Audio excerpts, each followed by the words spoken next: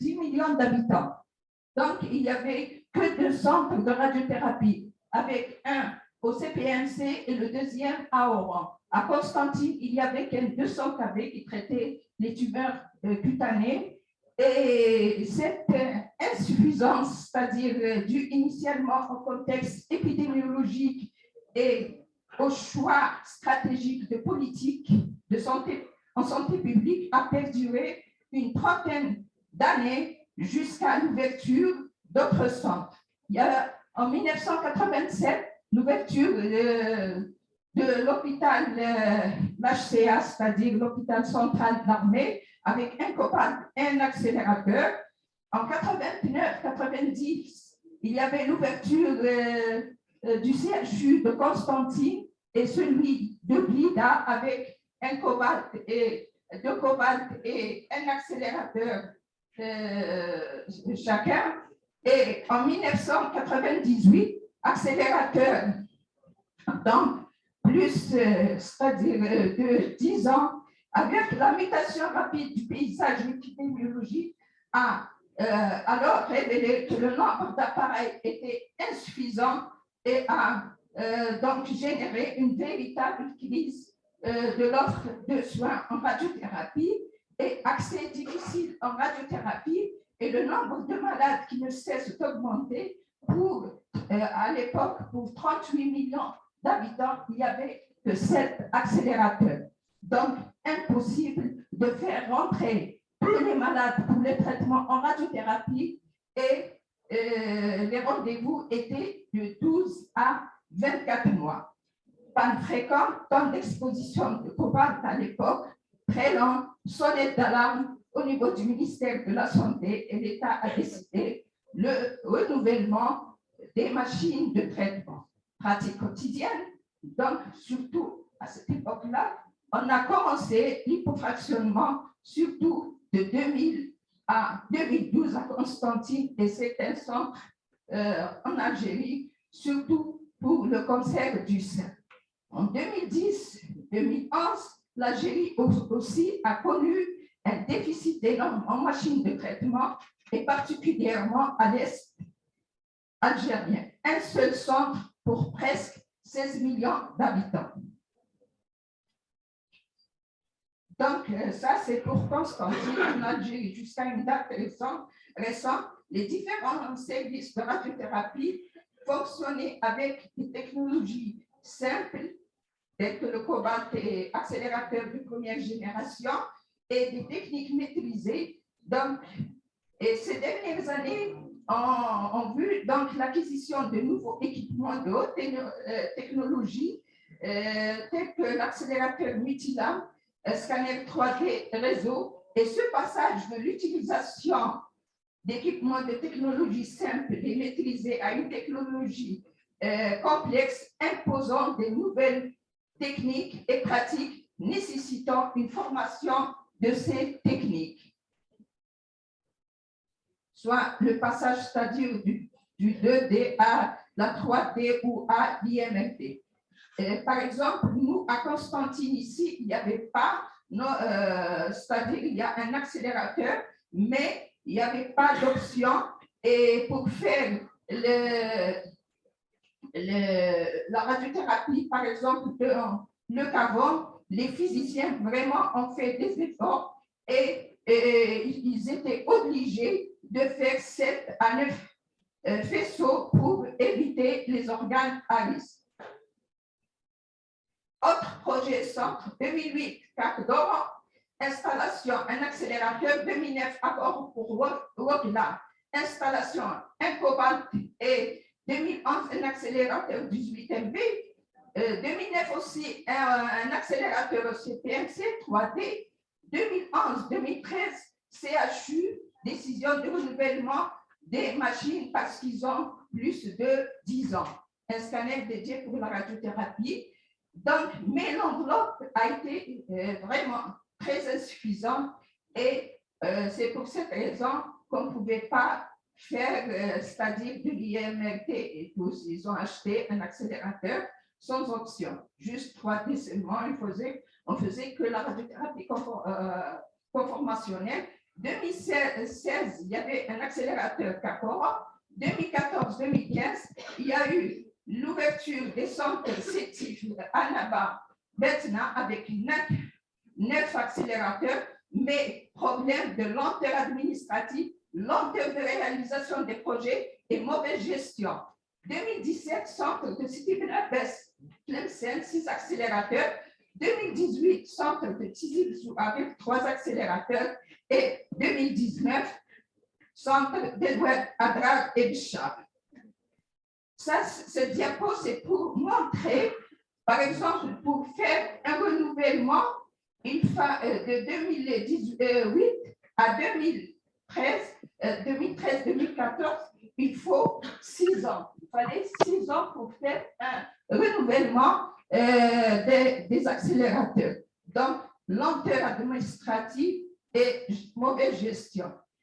Donc, en 2012, il y avait la création du plan cancer, retard en Algérie de la radiothérapie par rapport aux équipements innovants, et c'était une réflexion globale, prise en charge de tous les aspects afférents, équipement, maintenance, gestion, gestion des listes d'attente et formation.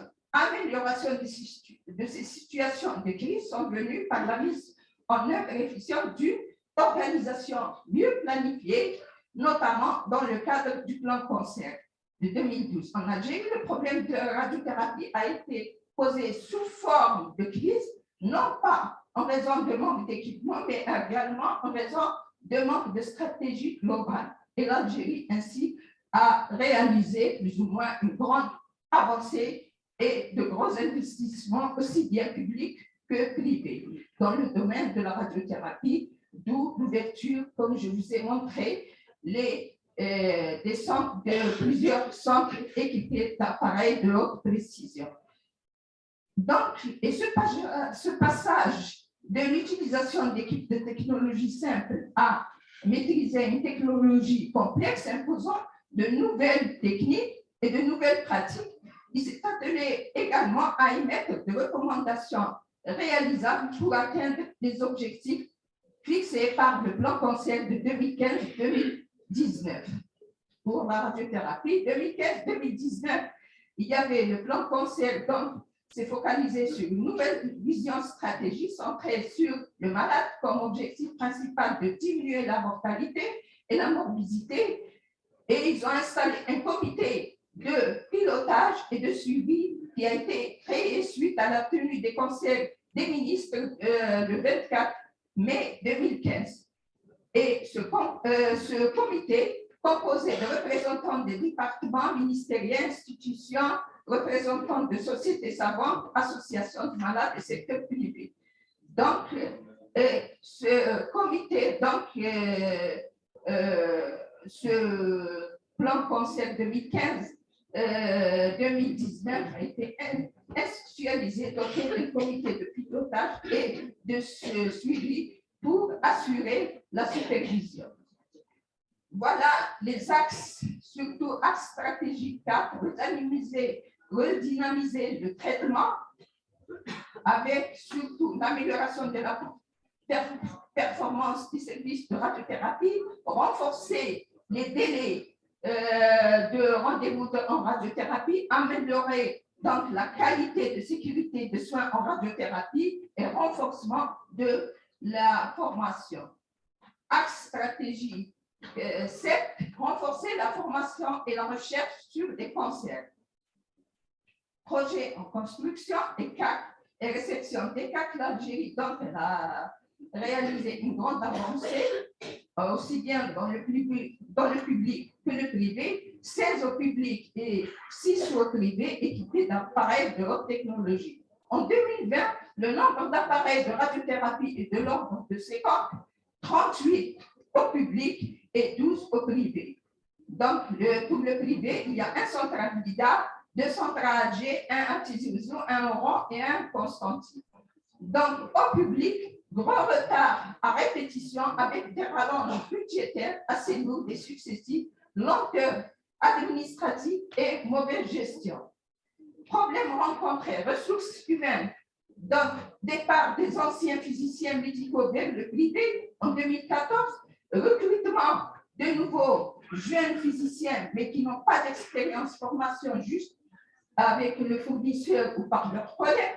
D'autres centres ont eu la chance qui sont partis donc, par l'intermédiaire de la UA, formation des manipulateurs par le fournisseur, autres investissements aussi bien publics que privés, l'ouverture récente de plusieurs centres équipés d'appareils de très haute technologie. Donc, c'est dans ce cas-là, surtout en 2020, le nombre était de 50 et certains centres n'ont pas pu, c'est-à-dire avoir la mise à niveau des logiciels ou avoir surtout du consommable, problème administratif. Par exemple, le problème, vous demandez un consommable ou des accessoires qui mettent entre 6 et 8 ans. C'est inadmissible.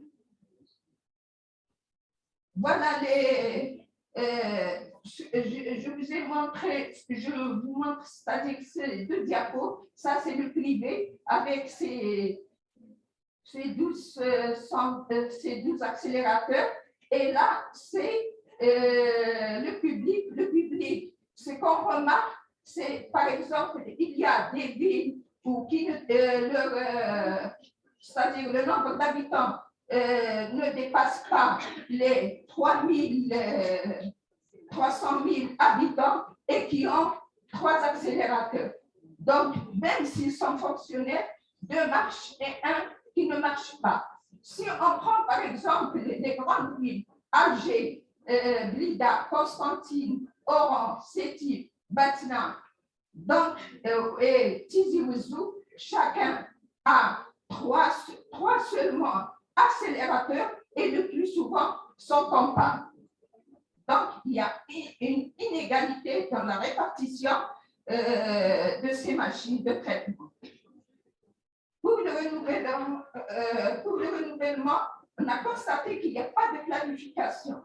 Pour Constantine, par exemple, qui sont des machines obsolètes installées en 2012, ils ont plus de 10 ans, pas très fréquents, et jusqu'à présent, il n'y a pas eu de planification pour le renouvellement. CITIF, installé en 2014, Blida, CPMC, Batna, Cap d'Oran. Oran, si on parle du CHU d'Oran, CHU qui a plus de 6 ans, il est presque fermé en attente de leur machine, lourdeur administrative.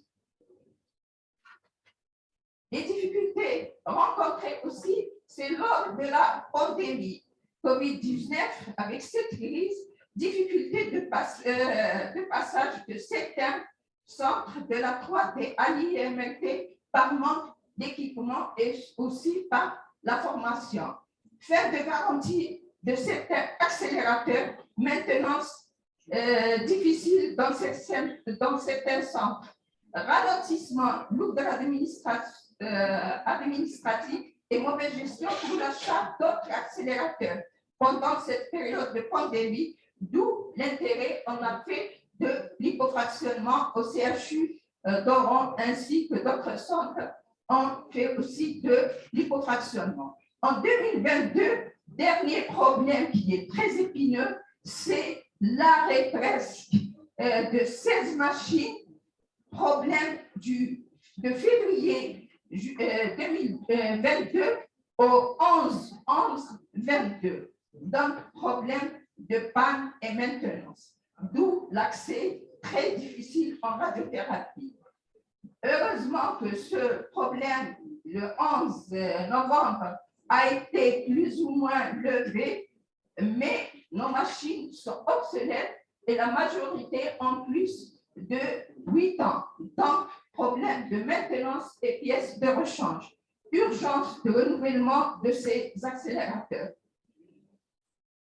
Pour les projets à court terme, mais toujours les lenteurs administratives, il y a des accélérateurs pour Constantine, mais avec les problèmes administratifs, un accélérateur prévu au CPMC, un accélérateur prévu à Oran, un autre à Blida, 4 pour Norwalk et Mostrane, mais on ne sait pas quand est-ce.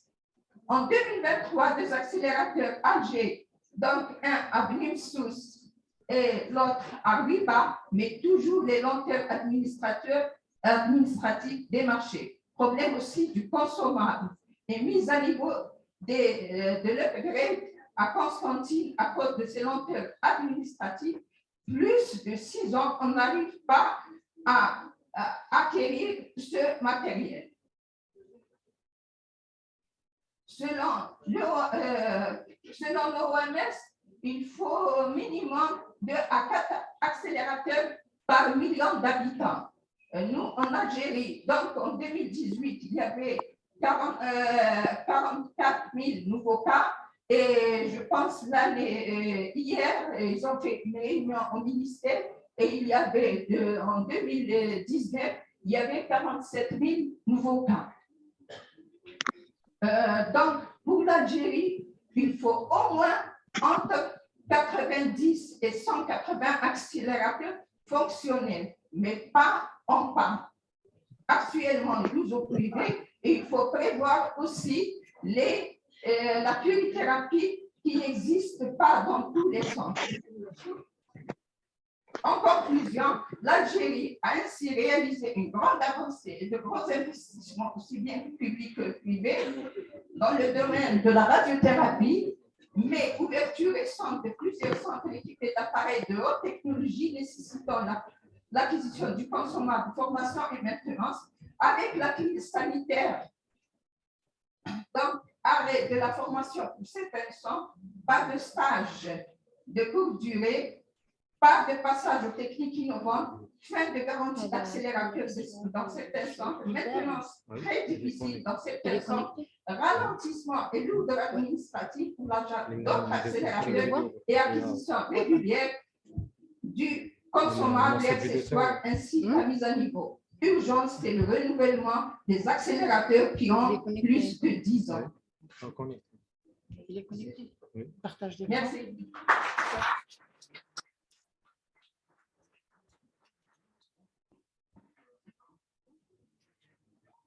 La discussion à la fin de la